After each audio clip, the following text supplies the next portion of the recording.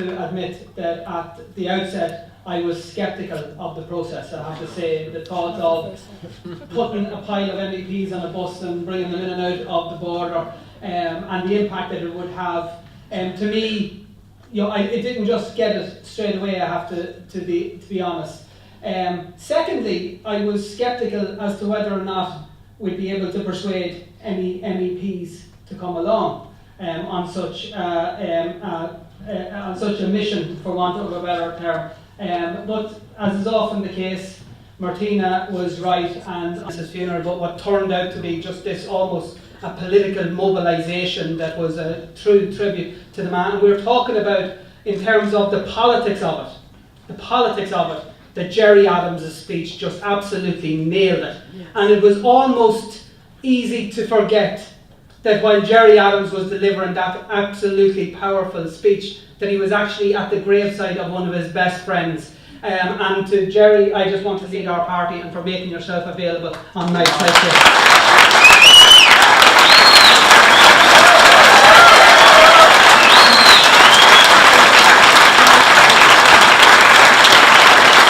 You remember the first council meeting after the Brexit vote had been triggered. Enda Kenny marched in to the other 27 other countries, and you know what he did? He decided to defend the rights of the people of Scotland in terms of how they voted. Enda Kenny decided unilaterally to become a modern day Braveheart, to talk about, I'd say the Scottish people were delighted to hear. He did not mention the actual fact that the position in the north of Ireland was the exact same, that the majority of people had voted to remain part of the European Union. And for the first month after Brexit, when we started our set of engagements with meetings with MEPs, with government representatives, with commission representatives, almost one of the first things that they would raise with us was Scotland. They were on the page of Scotland almost immediately, and it took us quite an amount of work to bring it to the point, to bring it to their attention that every single argument that the Scottish government have in relation to their rights for their mandate to be upheld applies equally to the North, except that we actually have two stronger arguments to add to all of their rightful ones. One being the fact that the North is part of a divided country and is in the process of a conflict resolution process. And the second one has been mentioned, that every citizen in the North is entitled to Irish. That makes them de facto European Union citizens post or pre-Brexit. So that means, and we've made this point very clear, that this isn't a matter of European leaders looking on to see what the British government decides to do with European Union citizens. There's a responsibility on the institutions themselves to actually address what's going on. The movement since, it has to be said, has been absolutely welcome, but we're relearning lessons all the time. The problem we have is that we have a weak government in Dublin defending our interests, and that's who realistically we need. And I remember I've often talked to Gorgas about this and to our Syriza comrades when they were basically being treated disgracefully, let's not forget, by the European Union, and when the Greek people were under huge pressure and we were standing on street corners with our placards, our Rocky placards and our Greek flags, and saying, tweeting our solidarity, hashtag, hashtag whatever the hashtag was that particular day. And it was all really important. People right over Europe, what they actually needed was another government sitting round the council table defending their interests. They needed another 17 left-wing governments sitting round the table to protect them. And likewise, what we need now more than ever, and what I think there's a recognition more than ever, that what we need is a Republican government in this country, working alongside like our comrades in Greece and Portugal, and hopefully many others to come, so that we can actually deliver. Because while there's been movement, and there's been lots of movement in terms of the position of the European colleagues that we're talking about, even including the position of the Irish government, it hasn't been enough. Because this is the message that people need to remember. There is no such thing as a soft border. Every border is hard. The border that's currently there, even though it might be invisible, is hard as it currently is. The Kurt Hubner study that suggested that within 8 years of reunification that the GDP of the island would increase by somewhere in the region of 36 billion euro. What that means in reverse is that it's costing us 36 billion euro at the moment because of the impediments that have been put in place as a result of partition. So the only question is how hard the border is. And what we're saying very clearly is that it's not going to get any harder than it is, because it's been mentioned, Theresa May, Enda Kenny, Jean-Claude Juncker, whoever has had a word to say on it, they all say we don't want to see a return to the hard border. The difficulties have started when you try and get two of them to agree on what a hard border actually is. Because for many of them, they're actually talking about whether or not somebody can travel from Carrickdale to Cullaville. We know what it was like when this border was at its hardest, when the British Army were on the streets of every town and village along the border. They couldn't stop someone getting from Carrickdale to Cullaville if that's what they wanted to do. They weren't able to do it then, and they won't be able to do it now. For us, what a hard border means is anything that makes it more difficult for a farmer to operate on an all-Ireland cross-border basis, anything that makes it more difficult for a business to transact business on an all-Ireland basis, anything that makes it more difficult for a student from Louth to travel to Queen's University, or for a student from Tyrone to travel to UCD, anything that makes it more difficult for two communities on either side of the border to work together and draw down European Union funding and deliver a project. And make no mistake about it, what Theresa May yesterday said in her letter was that every single one of those things is under threat, because that's a hard border and that's what she's proposing. And I have to say tonight, I was not expecting half of the crowd here on a Thursday night to come and listen to a crowd of MEPs talking about Europe.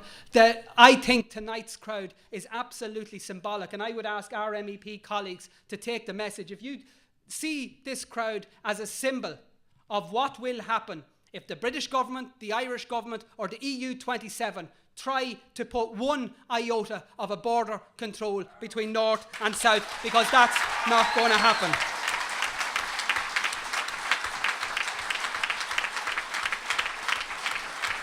I don't know why I wrote this down, because it got her in enough trouble to talk about sticking things where the sun don't shine. But I will say this.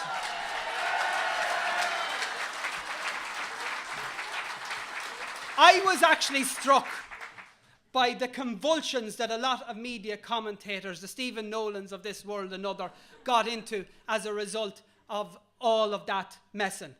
Because I can say now, hand on heart, that Martina Anderson has done more to protect the interests of the people of the North, regardless of what background they come from, since last summer, than the entire British government and Irish government establishment put together, in terms of the hours that she has put in and the forcefulness in which she has made their case. And I think the absolute convulsions, as I say, that people have got in is systematic of their failures to understand the consequences that are coming down the line. And I think it has been quite rightly said that a lot of farmers are absolutely asleep at the wheel, because across the 28 current EU states, including the island of Britain, if you take all the sectors and all the countries, the section of this area that is going to be most greatly and negatively impacted by Brexit are the farmers in the north of Ireland. Second on that list is farmers in the 26 counties. And any farmer, north or south, who is not waking up to the point at this stage that their livelihood is under threat as a result of what is being proposed by the British government, needs to wake up pretty lively. Because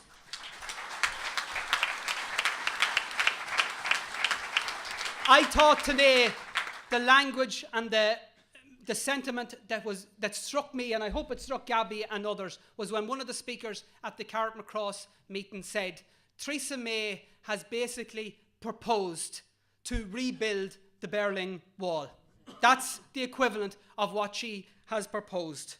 And what we need to give her is an answer from that period in Germany, but a different answer. Because we need to tell her, and the message from tonight needs to go, that the next time we have a public meeting, we need to be pleasantly surprised, because there's 4 times the numbers. The next time that border communities organise a mobilisation, that not only will those people who they're protesting at be surprised, but the organisers themselves will be surprised, because the message needs to be absolutely crystal clear.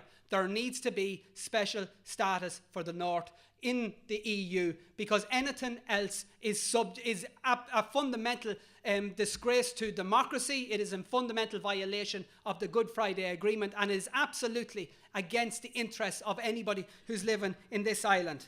And rather than accepting for 1 second that people on this island are somehow subject to what voters in England and Wales decide, we need to be saying very clearly that we've listened to the great and the good in London and in Dublin and indeed in Brussels tell us for generations that there can be no change in the constitutional status of the North of Ireland until the majority of the people have decided that that's what they want to happen. Well, the people in the North of Ireland decided last summer they wanted to remain within the EU. They did that knowing the warts and all the problems that are associated with the EU, but they did so because they absolutely knew that having one part of Ireland inside the European Union and another part of outside was so incomprehensible that it was absolutely just unthinkable as a notion. And they made a conscious decision. And that vote, because of the numbers, 56%, extended way beyond those who would have traditionally come from communities who would support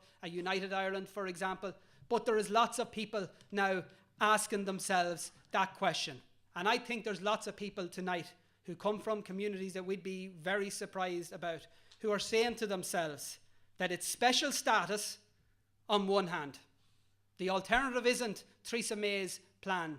The alternative is that what Theresa May could actually have done yesterday was trigger the countdown towards a united Ireland, one in which people from all communities can buy in, one in which their interests will be protected, one in which we're operating within the EU as a nation of equals alongside our colleague nations, ensuring that we deliver what's in the best interests of the Irish people, the people right across 32 counties of this country, and we move forward as a progressive-looking, forward-looking nation and leave the Brexiteers and whatever regressive policy positions they're having to themselves, because under no circumstances are we tolerating a border, a barrier or a Brexit in any part of this country.